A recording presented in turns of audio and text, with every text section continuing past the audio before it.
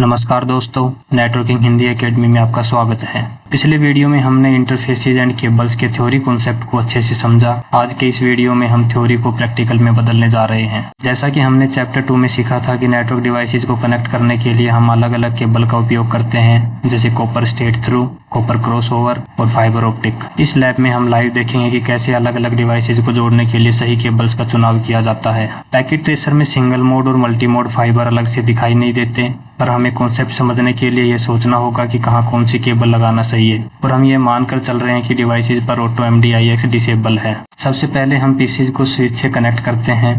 पहले इसका कॉन्सेप्ट समझते हैं। पीसी डाटा को पिन 1 और 2 पर ट्रांसमिट करते हैं और पिन 3 और 6 पर रिसीव करते हैं। स्विच इसका बिल्कुल अपोजिट करते हैं। ये 3 और 6 पर ट्रांसमिट करते हैं और 1 और 2 पर रिसीव करते हैं। इसलिए हम सभी पीसी और सर्वर्स को स्विच से कनेक्ट करने के लिए कॉपर स्ट्रेट थ्रू केबल का चुनाव करेंगे। डिवाइसेज को कनेक्ट करते समय इस बात का ध्यान रखना है कि हम इनके ईथरनेट पोर्ट पर केबल को कनेक्ट कर रहे हैं। चलिए स्ट्रेट थ्रू केबल को सेलेक्ट करते हैं। इसके लिए आपको बॉटम लेफ्ट कॉर्नर पर 4th आइकन पर क्लिक करना है। उसके बाद आपको यहाँ पर कनेक्शन टाइप्स दिखाई देंगे। यहाँ आपको स्ट्रेट थ्रू केबल को सेलेक्ट करना है। ये आपको केबल के आइकन दिख रहे हैं यहाँ पे। ये कंसोल केबल है, ये कॉपर स्ट्रेट थ्रू केबल है, ये कॉपर क्रॉस केबल है, ये single mode fibre cable, multi mode fibre cable. इसमें आपको कॉपर स्ट्रेट थ्रू केबल को सेलेक्ट करना है। इसी के फास्ट इथरनेट को स्विच के किसी भी फास्ट इथरनेट पोर्ट से कनेक्ट करते हैं।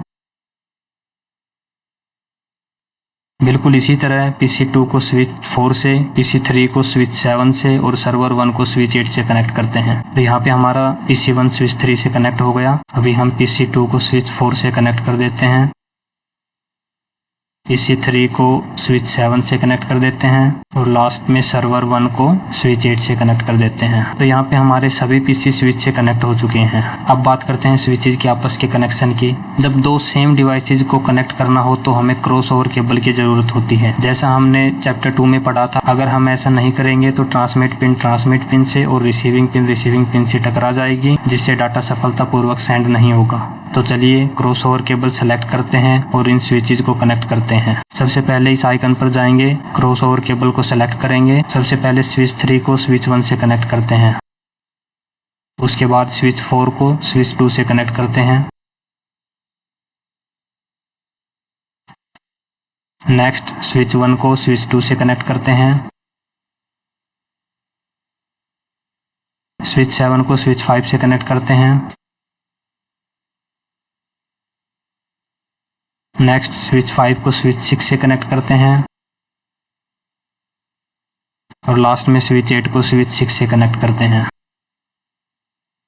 तो इस तरह हमारे सभी स्विच आपस में कनेक्ट हो चुके हैं। अगला काम है स्विचेज को राउटर से कनेक्ट करना। राउटर्स पिन कॉन्फ़िगरेशन के मामले में बिल्कुल पीसी जैसे होते हैं। ये भी पिन 1 और 2 पर ट्रांसमिट करते हैं और 3 और 6 पर रिसीव करते हैं। क्योंकि राउटर्स और स्विच अलग अलग डिवाइस हैं, इसलिए हम इन्हें स्ट्रेट थ्रू केबल से कनेक्ट करेंगे। चलिए पोर्ट्स को जोड़ते हैं। सबसे पहले स्विच 1 को R2 से जोड़ते हैं। तो इसके लिए पहले हम स्ट्रेट थ्रू केबल को चूज करेंगे और अभी हम स्विच 1 को R2 से कनेक्ट करेंगे। नेक्स्ट स्विच 2 को R2 से कनेक्ट करेंगे। नेक्स्ट स्विच 5 को R4 से कनेक्ट करेंगे। नेक्स्ट स्विच 6 को R4 से कनेक्ट करेंगे।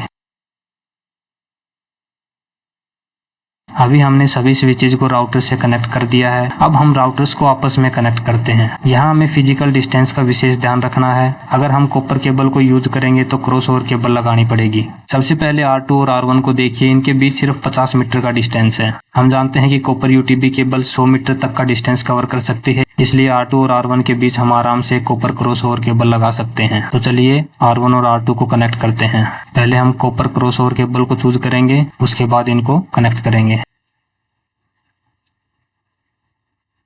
अब R1 और R3 को देखिए, इनके बीच की दूरी 3 किलोमीटर है। इतनी लंबी दूरी के लिए हम कॉपर केबल का इस्तेमाल नहीं कर सकते, इसलिए हमें फाइबर ऑप्टिक केबल का उपयोग करना पड़ेगा। लेकिन सवाल ये है कि सिंगल मोड या मल्टी मोड फाइबर अधिकतम 550 मीटर तक की दूरी सपोर्ट करता है, जो UTP केबल से बेहतर है, पर इस कनेक्शन के लिए काफी नहीं है। वही सिंगल मोड फाइबर 40 किलोमीटर तक की दूरी सपोर्ट करता है, इसलिए इस सिंगल मोड फाइबर केबल चुनेंगे। तो चलिए R2 और R3 को कनेक्ट करते हैं।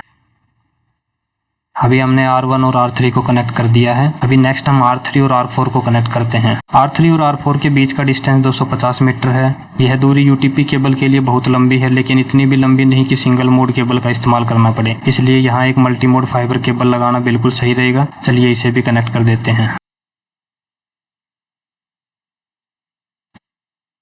अब हमारे सारे डिवाइसेस कनेक्ट हो गए हैं। इस लैब के लिए बस इतना ही। मिलते हैं नेक्स्ट वीडियो में। वीडियो देखने के लिए धन्यवाद।